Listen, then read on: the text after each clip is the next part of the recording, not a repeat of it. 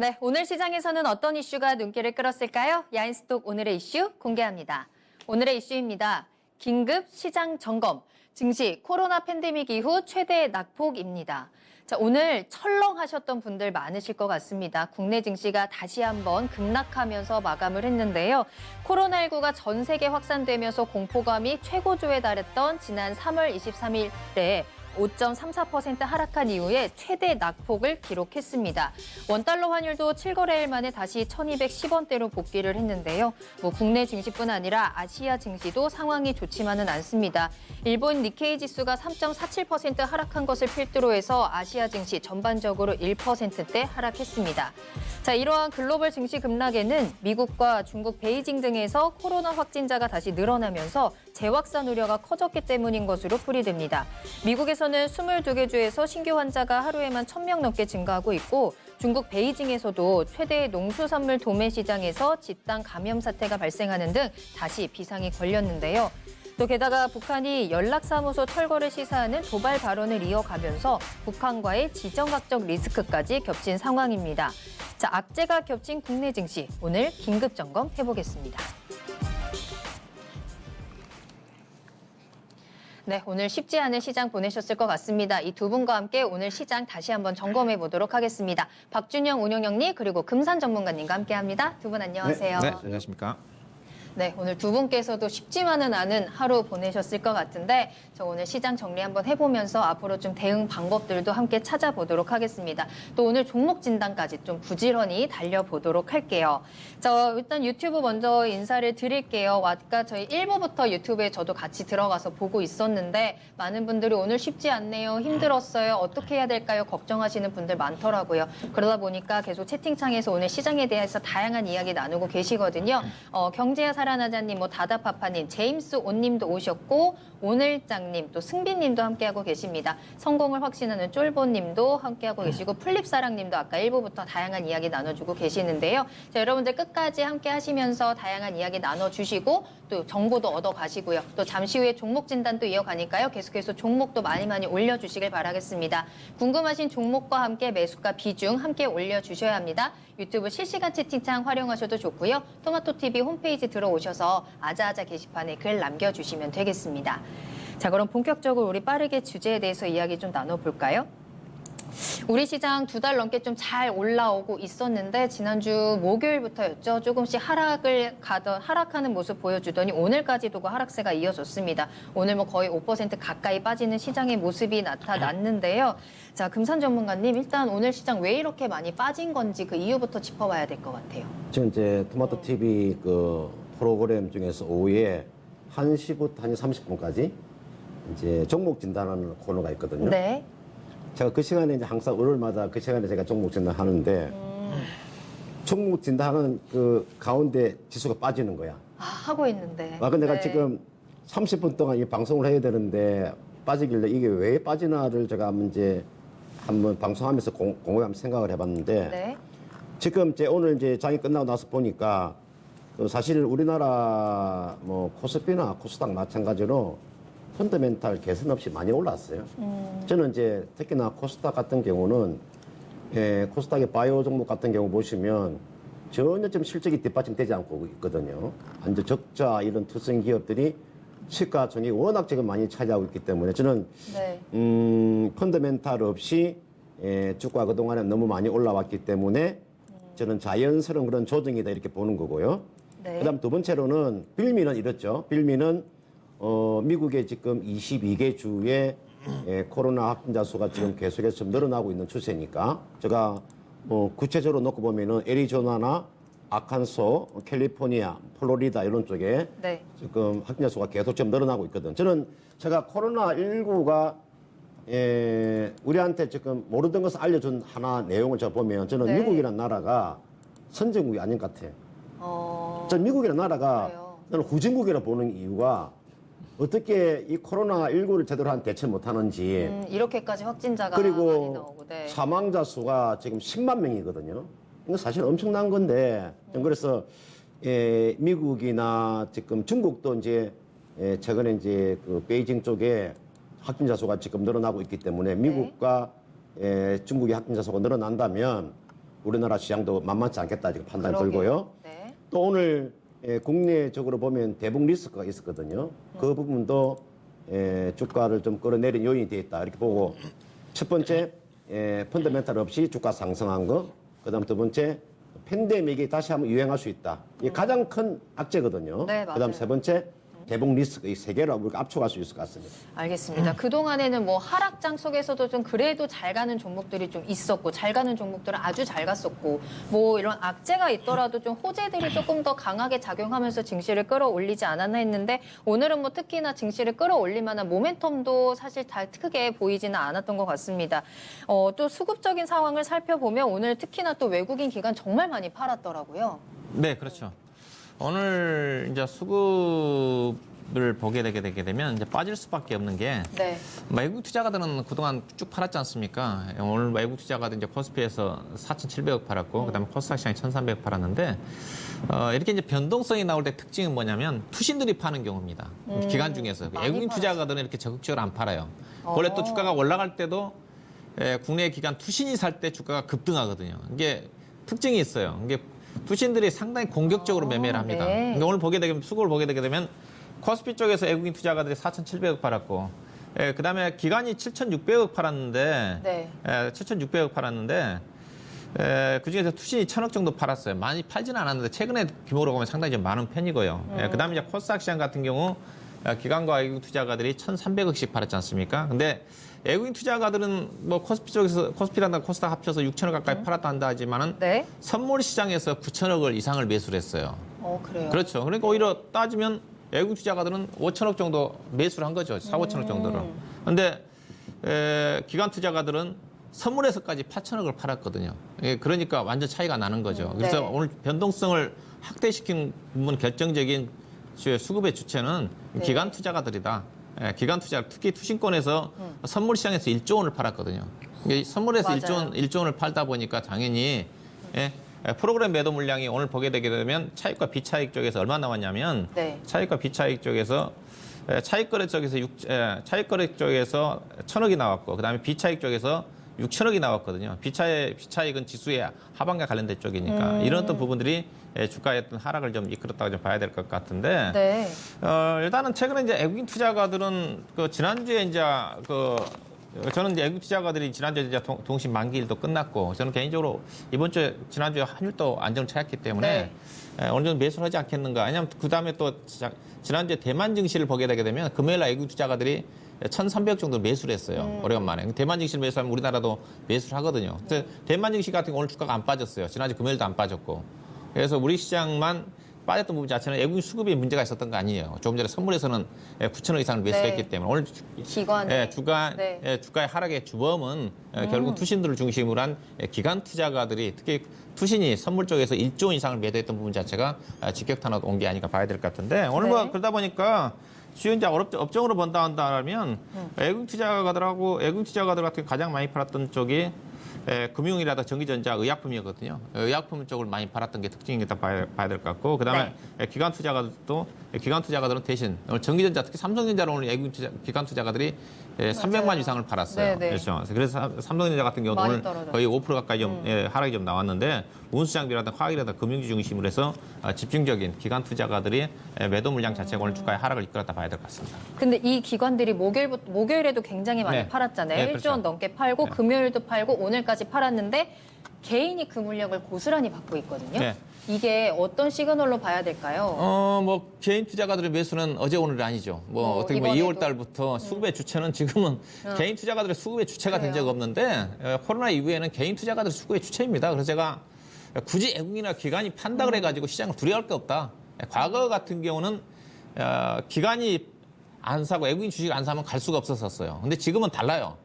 지금의 수급의 주체가 완전히 개인으로 넘어왔습니다. 그리고 개인의 수급의 주체도 또 다루는 게 네. 지금의 이게 수급의 주체라고 한다면 외국인, 그다음에 기관 중에서도 뭐 금융투자, 보험, 투신, 은행 이쪽인데 금융투자는 다 프로그램 매매대로 유주를 하고 있고요. 그다음에 가장 이제 시장에 영향을 미치는 경우가 큰 게 투신이거든요. 기관 중에서. 근데 투신은 개인 투자가들 자금이 들어와야지 사지 않습니까? 펀드니까. 근데 개인 투자가들이 투신에 돈 안 맡깁니다. 자산운용사에. 근데 개인의 비중이 늘어난 이유 자체가 이런 경우도 있어요. 지금 최근에 이제 많이 늘어난 것 자체가 사모펀드도 있고 저처럼 이제 자문사 출신인데 저도 일임 서비스를 운영하거든요. 저도 하나의 기관이에요. 근데 제가 매매한 거는 기관 안 잡힙니다. 개인에도. 개인에 잡힙니다. 네네. 예, 이런 것들이 상당히 더 많습니다. 예, 그래서 굳이 개인, 기관, 외국인, 과거와 다르게 수급의 주체를 보면서 볼 필요가 있다 그렇게 봐야 될 것 같습니다. 알겠습니다. 자, 이렇게 수급적인 부분까지 좀 체크를 해봤고요. 그러다 보니까 오늘 뭐 이런 주식, 우리 지수만 하락한 게 아니고 원달러 환율이 또 올라갔거든요. 다시 1210원대까지 올라왔어요. 이거는 확실히 좀 부정적인 신호로 볼 수 있는 거잖아요. 네, 그렇죠. 네.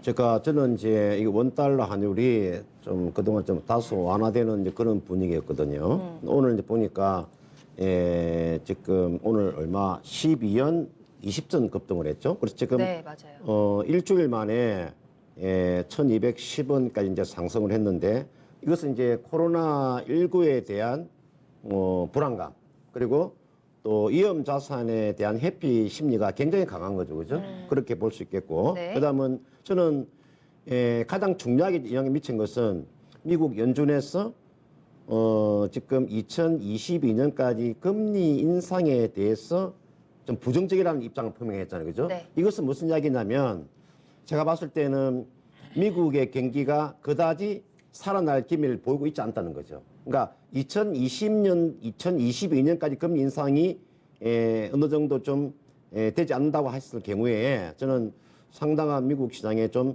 경기 회복이 더딜다 이렇게 볼 수 있거든요. 그런 측면에서 환율이 제가 이제 환율 놓고 보니까 어디까지 환율이 하면 상승할 수 있겠나 제가 판단해 보니까요. 네. 최근에 보시면은 이거 한번 잡아주면 좋겠는데 5월 25일 날 5월 25일이 원달러 환율이 날 종가가 1244원이에요. 네. 오늘이 지금 좀 1216원인데 네. 이 원달러 환율이 앞전 고점 1244원까지 갔을 경우에 제가 코스피를 한번 비교해 보니까 코스피가 어디까지 하락할 수도 있냐면요. 제가 한번 이걸 계산해 보니까 1964포인트. 네. 지금 제가 네. 원달러 환율을 네. 1244원으로 계산해서 코스피 지수를 환산하게 되면은 1064포인트니까 대략 한 앞으로 추가적으로 한 60에서 70포인트 정도의 하락은 한 염두에 두는 게 좋지 않겠느냐. 그렇게나 많이요. 예, 원달러 환율 내가 만약에 대입을 해서 올라간다면? 봤을 때 그렇게 제가 추정하고 있습니다. 너무 무서운데요. 근데 너무 사실은 무서워요. 6, 70%, 네. 코스피가 60%, 70%는 사실 큰 건 아니에요.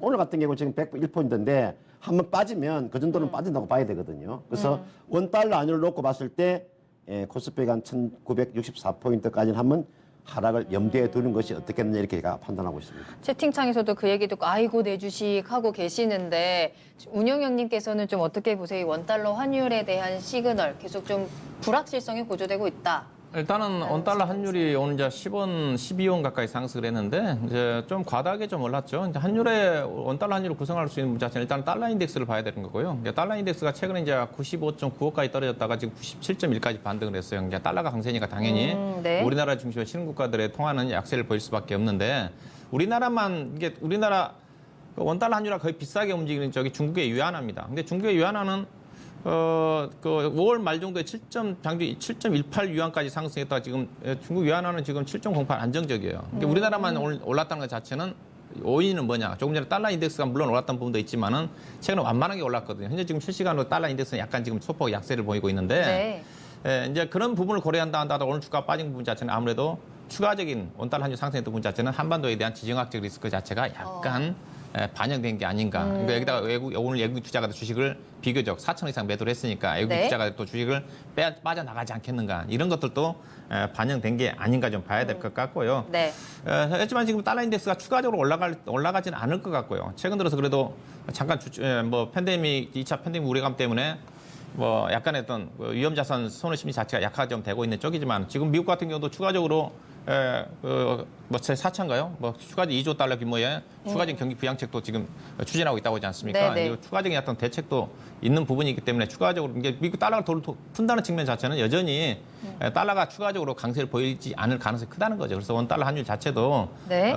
과다하게 주가가 올랐기 때문에 저는 개인적으로 좀 안정을 좀 찾지 않겠는가 좀 봐야 될 것 같은데 현재 주가 달러 인덱스 원 달러 환율 1216원은 네. 지난 코스피로 따지면 6월 3일 주가거든요. 그때 코스피 지수가 2130포인트 정도 되는 거니까 네. 100포인트 정도가 좀 과다하게 좀 빠진 게 아닌가 그렇게 좀 봐야 될 것 같고 그래서 외국인 투자가들은 추가적으로 이렇게 매도를 안 할 겁니다. 조금 전에 대만 증시가 지난주 금요일 날 매수로 전환이 좀 됐기 때문에 오늘은 약간의 또 선물이 지나치게 약세를 좀 보이면서 약간 프로그램 매도와 관련된 매도 물량 자체가 외국인 수급으로 나타난 게 아닌가 그렇게 좀 봐야 될 것 같습니다. 알겠습니다. 자, 그런데 이제 문제는 오늘 뭐 코로나에 대한 악재, 뭐 대북 리스크에 대한 악재 좀 작용하면서 주가가 많이 빠졌는데 아직 남아있는 악재라고 해야 될까요? 있는 게 있어요. 미국 경제에 대한 전망이 계속 좋지 않단 말이죠. 뭐 기업의 부도가 잇따르고 있다 이런 내용들이 나오고 있는데 이 부분에 대한 국내 증시 영향은 좀 어떻게 보고 계실까요, 운용님? 관련 부분 크지는 않습니다. 저도 그럴까요? 그 보고서를 좀 봤는데 네. 그게 이제 우리나라 한국은행 유럽 쪽의 경제 담당 분석가들이 이제 냈더라고요. 최근에 이제 코로나 국면 쪽에서 미국의 주요 산업재, 소재를 중심으로 해가지고 에너지 기업들이죠. 관련 네. 종목들을 중심해가지고 1년 이내에 뭐 5개 종목 중에 5개 회사 중에 1개 정도는 20% 정도가 현금이 고갈이 되면서 뭐 부도가 좀 날 거다. 이제 그런 어떤 경계감을 그러니까요. 좀 충분히 현재 어떤 코로나 국면이기 때문에 네. 이런 또 전망들은 나올 수는 있다고 좀 봐야 될 것 같고요. 이게 업종으로 따지면 이제 그쪽이거든요. 에너지, 항공, 뭐 지금 이번 코로나 국면 쪽에서 가장 피해를 볼 수 있는 거. 항공주가 정말 크죠. 네, 그렇죠. 네. 이들 관련 정보 충분히 예상해 볼 수가 있죠. 우리나라도 지금 마찬가지입니다. 근데 우리나라도 이제 그럼 이제 우리나라 쪽도 관련이 있을 거냐? 미국의 관련 기업들이 뭐 파산한다든가 그러게 되면 미국 쪽 같은 경우는 최근에 그런 어떤 보완책으로 적극적으로 무제한 적급 펀드 같은 경우도 매입을 했으니까 방어를 네. 하겠지만은 이제 매매 기업들은 좀 부도날 가능성이 있다고 좀 봐야 되겠죠. 국내는 그러면 어떻게 되느냐? 국내도 그럴 가능성이 있어요. 있어요? 네, 그렇죠. 국내도 제가 지금 피해야 되는 쪽에 가장 피해야 되는 쪽은 항공주거든요. 항공주, 여행주. 여행주도 지금 뭐 그렇게 전개될 수밖에 없는 쪽이고. 그다음에 기계업종 같은 경우도 오늘 뭐 두산그룹이 오늘 보니까 두산 인프라코도 매각을 한다고 했더라고요. 그만큼 네.